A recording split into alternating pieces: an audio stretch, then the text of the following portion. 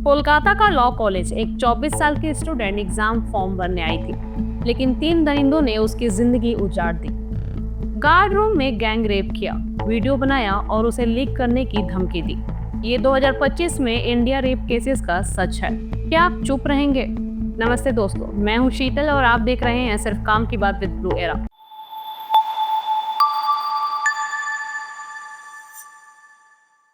आज हम बात करेंगे एक ऐसे मुद्दे पर जो सिर्फ कानूनी या सामाजिक नहीं बल्कि मानसिक बीमारी बन चुका है, सेक्सुअल एब्यूज। उदयपुर, जयपुर, कोलकाता और नोएडा के रिसेंट केसेस ने एक बार फिर हमें झटका दिया है। उड़ीसा से राजस्थान तक देश के हर कोने से ऐसी खबरें आ रही हैं जो हमें एक ही सवाल पूछने पर मजबूर करती हैं। क्या हम सच में एक सेफ सोसाइटी में जी रहे हैं? दोस्तों, सेक्सुअल एब्यूज के केसेस इंडिया में कोई नई बात नहीं, लेकिन जब हर दिन कोई नया केस सामने आता है तो दिल में एक सवाल उभरता है, आखिर कब तक? पिछले कुछ दिनों में सामने आई कुछ इंसिडेंट्स ने इस सवाल को एक बार फिर से जिंदा कर दिया है। आज हम इन्हीं शॉकिंग इंसिडेंट्स पर नजर डालेंगे और समझने की कोशिश करेंगे कि प्रॉब्लम की जड़ कहाँ है। 25 जून 2025 कोलकाता के लॉ कॉलेज में एक 24 साल के स्टूडेंट के साथ रेप हुआ। ये घटना कॉलेज के गार्ड रूम में हुई। गार्ड सहित टोटल 4 लोगों को अरेस्ट किया गया। 22 जून 2025 उदयपुर में एक 30 साल की फ्रेंच टूरिस्ट का रेप केस सामने आया, जब एक कास्टिंग डायरेक्टर पुष्पराज ओझा उर्फ सिद्धार्थ ने उसे कैफे पार्टी से झांसा देकर अपने फ्लैट में ले गया और उसके साथ हैवानियत की घटना को अंजाम दिया। 20 जून 2025 जयपुर में एक पिता ने अपनी 2 माइनर बेटियों के साथ 5 साल तक रेप किया। हॉस्पिटल विजिट के बाद सच सामने आया। पोक्सो एक्ट के तहत आरोपी हिरासत में है। 17 जून 2025 नोएडा के एक गेटेड हाउसिंग सोसाइटी में एक 9 साल की लड़की के साथ उसके पिता के 3 दोस्तों ने सेक्सुअल अब्यूज किया, जबकि परिवार अनजान रहा। डॉक्टर के चेकअप में सच सामने आया। तीनों एक्यूज्ड को पोक्सो एक्ट के तहत अरेस्ट किया गया। एनसीआरबी के 2022 डेटा के हिसाब से इंडिया में हर दिन 86 रेप केसेस रिपोर्ट होते हैं और ये सिर्फ रिपोर्टेड केस है। डर, शर्म और कलंक के चलते अनेक केसेस तो कभी सामने आते ही नहीं। जस्टिस सिस्टम भी कमजोर है।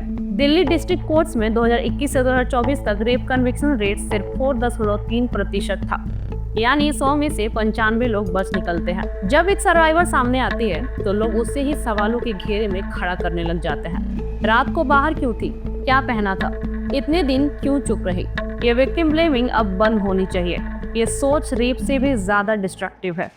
जब से महिलाएं काम की दुनिया में आई हैं, 2 एक्सट्रीम रिएक्शंस देखने को मिले हैं। कुछ मर्दों ने उन्हें थ्रेट माना, प्रमोशंस रोके, कम सैलरी दी गई, हैरेसमेंट किया गया। कुछ ने उन्हें एक्सप्लॉइट किया, सेक्सुअल फेवर मांगे गए ताकि जॉब या इमेज बची रहे। कई बार हैरेसमेंट की वजह होती है सप्रेस्ड एंगर, इनसिक्योरिटी या पावर दिखाने का तरीका। ये जेंडर इनइक्वालिटी के सबसे डार्क फॉर्म है और आज ये महिलाओं को नीचे रखने का एक इनफॉर्मल तरीका बन गया है। अब ये समझना जरूरी है कि जब बच्चियां भी सेफ नहीं तो हमें ये मानना होगा कि ये सिर्फ वुमेन सेफ्टी का मुद्दा नहीं, ये एक नेशनल इमरजेंसी है।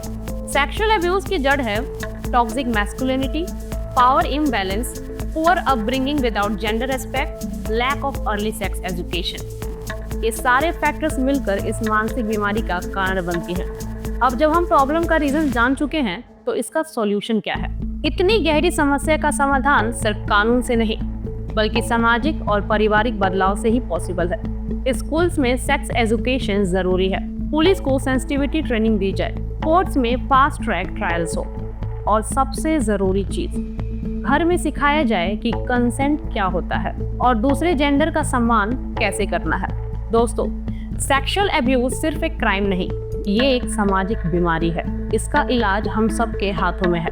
इसीलिए ब्लू एरा ने शुरू किया है #डिजिटल मार्च फॉर इज्जत सबकी। सेक्सुअल अब्यूज प्रिवेंशन के लिए ब्लू एरा की पहल #डिजिटल मार्च फॉर इज्जत सबकी में शामिल हो। जब तक हम विक्टिम्स को सपोर्ट नहीं करेंगे, आवाज नहीं उठाएंगे और अपने घर से बदलाव शुरू नहीं करेंगे, तब तक कुछ नहीं बदलेगा। आपका एक कदम किसी की जिंदगी बदल सकता है। इस वीडियो को शेयर करिए, लोगों के साथ इस पर चर्चा कीजिए और #डिजिटल मार्च फॉर इज्जत सबकी के साथ हर प्लेटफॉर्म पर इस मुद्दे को उठाइए। अपने बच्चों को जेंडर रिस्पेक्ट सिखाइए और खुद भी किसी सर्वाइवर का सपोर्ट सिस्टम बनिए। ये समाज तभी बदलेगा जब हर घर से बदलाव की आवाज उठेगी। आखिर कब हम इस समस्या को जड़ से मिटा सकेंगे? सेक्सुअल अब्यूज के खिलाफ समाज को क्या स्टेप्स लेने चाहिए? कोलकाता, जयपुर, उदयपुर और नोएडा के इन केसेस पे आप क्या सोचते हैं? कमेंट बॉक्स में अपनी राय जरूर शेयर करें। सेफ रहिए, अवेयर रहिए। धन्यवाद।